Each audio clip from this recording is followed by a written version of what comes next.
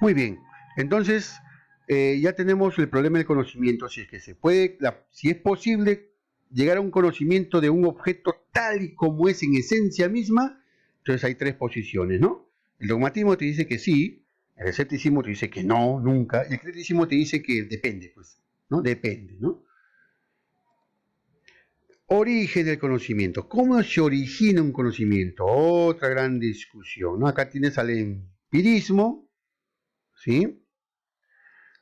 Acá tienes al criticismo y al racionalismo. Nuevamente las tres posiciones muy similar a esta anterior. ¿Ya? A ver, pasamos. El empirismo, ¿qué dice? El conocimiento viene de experiencia sensible. Nuevamente, ¿no? Hay que experimentar. Nada hay en la mente. Cuando nosotros nacemos con la mente vacía. Los sentidos las llenan. John Locke decía, la mente es como una página en blanco sobre la cual la experiencia va escribiendo las ideas. Es decir, cuando tú naces, naces sin ideas, naces sin nada, todo en blanco.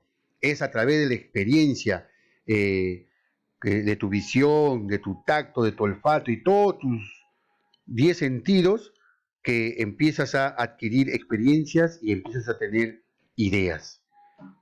El racionalismo, ¿qué dice? Lo contrario.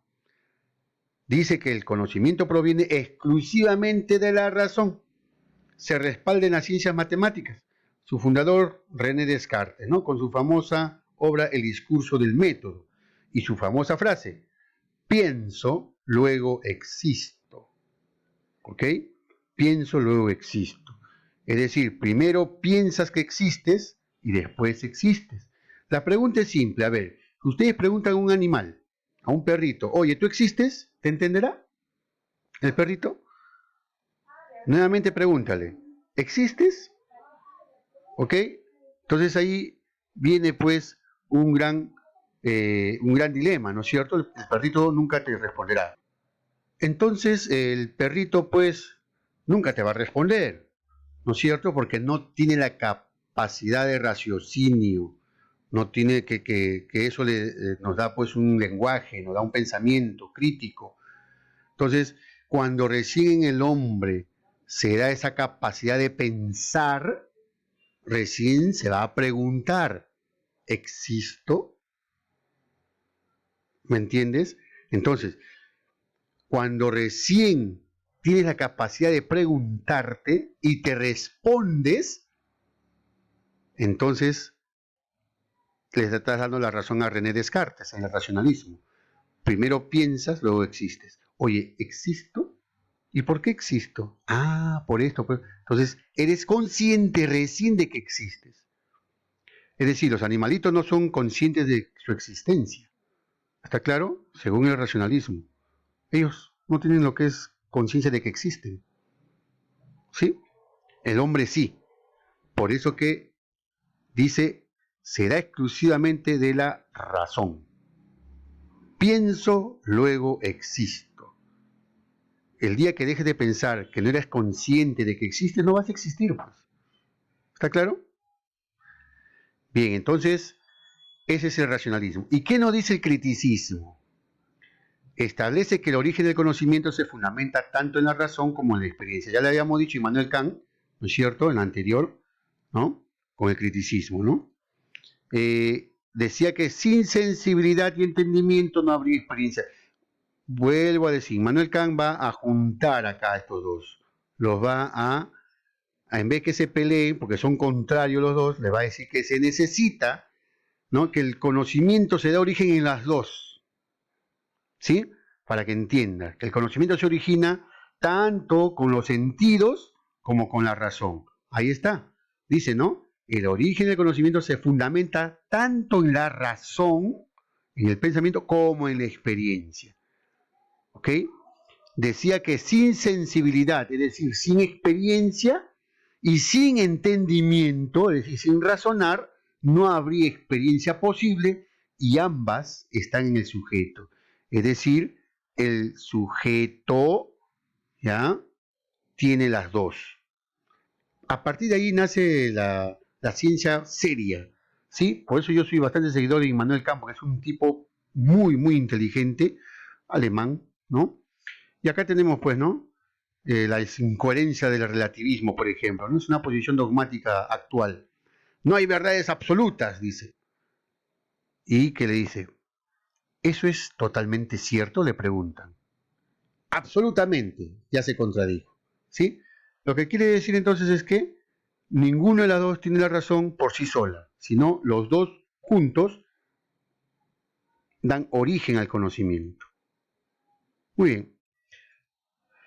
Esencia del conocimiento. Se plantean nuevamente tres: realismo, idealismo subjetivo y fenomenalismo. Creo que ya estamos yendo por la misma escena, ya más o menos van entendiendo ustedes, ¿no? ¿Qué establece el realismo? Es una reproducción exacta del objeto, es decir, que la imagen que tengamos de un objeto concuerda con las características, reconociéndoles una independencia absoluta del sujeto que existe y es real. ¿Recuerdan? ¿Mm? Sí se puede llegar a la cosa. Dogmatismo, realismo, ¿no? O sea, el dogmatismo dice, sí, la realidad existe y punto. Sin embargo, el idealismo subjetivo, que se parece al escepticismo, ¿qué dice? Que el conocimiento es una producción del sujeto cognoscente. Por lo tanto, es un producto del pensamiento, con lo cual el sujeto construye la representación del objeto de manera que no hay cosas reales independientes de la conciencia. Berkeley nos dice eso, ¿no? El ser es ser percibido. A ver, aquí vamos a hacerlo un poquito más grande, muchachos. El sujeto observa la mesa, luego lo captura en su mente y piensa la mesa. Este sujeto va a defender, según el idealismo subjetivo, va a defender esta verdad, y no esta. Ay, profe, no lo entiendo. A ver, ¿qué pasaría si este señor observa la mesa desde una posición en que no ve cuatro patas, sino solamente ve tres nada más? Por ejemplo, desde la posición donde está, vamos a suponer que observa tres patas. ¿Y cómo se va a dibujar acá un elemento, un objeto con tres patas? ¿Sí? Y le van a decir, oye, esto se llama mesa. Y él en su mente va a reconstruir la figura de la mesa con tres patas. Y para él va a ser verdad, ¿ya? Va a ser verdad que esta mesa tiene tres patas y la va a defender con uña y sangre, ¿cierto? Y va a decir, sí, la mesa tiene tres patas, yo lo vi, y nadie me va a quitar esa idea. Entonces, dice que la esencia del conocimiento, según el idealismo subjetivo, nace de lo que yo capturo acá. Yo no defiendo en realidad el elemento verdadero como tal, sino defiendo lo que yo vi. Es decir, yo construyo mi propia verdad del objeto. Y si yo lo vi con tres patas, para mí será tres patas. Pues. Esa es mi verdad. ¿No es cierto? Por eso dice que el conocimiento, donde la esencia del conocimiento se va a dar, dice, en la mente.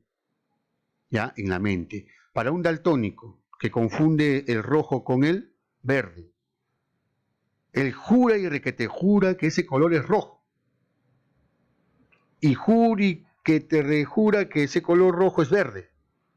Porque no tiene la capacidad su visión le falla. Pero para él construye ese color en su mente y para él eso es cierto. ¿No? Por eso dicen que el conocimiento no es real, dice algunos filósofos, como Berkeley, que el conocimiento se construye en el pensamiento. Y cada uno tiene su propia verdad. Es cierto, ¿no? A veces, ¿no? Acá, por ejemplo, ves la figura, ¿no? Para algunos es dos libros abiertos, para otros son dos lechuzas. Acá, por ejemplo, para este tipo, este es cuatro, ¿no? Ve cuatro cosas y para este tipo son tres. Desde su posición ve tres, desde su posición ve cuatro. ¿Dónde está el truco? Ah, ahí está, pues, ¿eh? ¿Ven? Entonces, eso afirma lo que es el idealismo subjetivo, ¿sí? Es decir, la verdad está en tu mente. Tú construyes tu propia verdad según cómo tú lo captes. ¿Y qué dice el fenomenalismo? Que lo que conocemos son solamente fenómenos. Es decir, el conocimiento es una construcción de los objetos a partir de lo que percibimos o como se muestran las cosas a nuestra percepción. Y que luego lo organizamos, ¿no es cierto? En otras palabras, solo conocemos la cáscara del objeto, pero nunca su esencia. ¿Sí? Es decir, el fenomenalismo dice, sí, vemos el objeto, es real, decimos, pero lo que captamos de esta realidad ya no es lo real, es una idea de lo real, es una imagen de lo real, es una cáscara de lo real. ¿Ok? ¿Sí? Es un fenómeno. A eso, por eso se le llama así. Es un fenómeno. Y ese fenómeno es el origen del conocimiento, la esencia del conocimiento. ¿Ya? Bien, jóvenes, ustedes se preguntarán, profesor, ¿y por qué estudiamos esto? Confunde. Sí, pues la filosofía es así.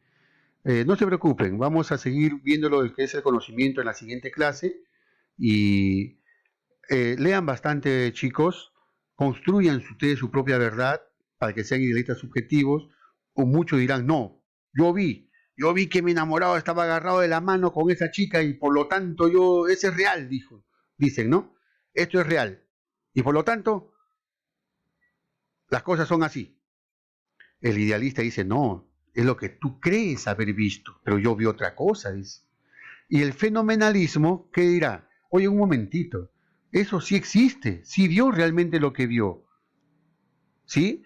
Pero lo que pasa es que lo que vio solamente fue una, un pantallazo nada más, ¿sí? Algo superficial. Nunca va a llegar a conocer en sí lo cierto, lo que sucede, en verdad. Eso se llama fenomenalismo. Bien, jóvenes, espero que no se hayan mareado mucho. Voy a dejarles algunas preguntitas para que resuelvan.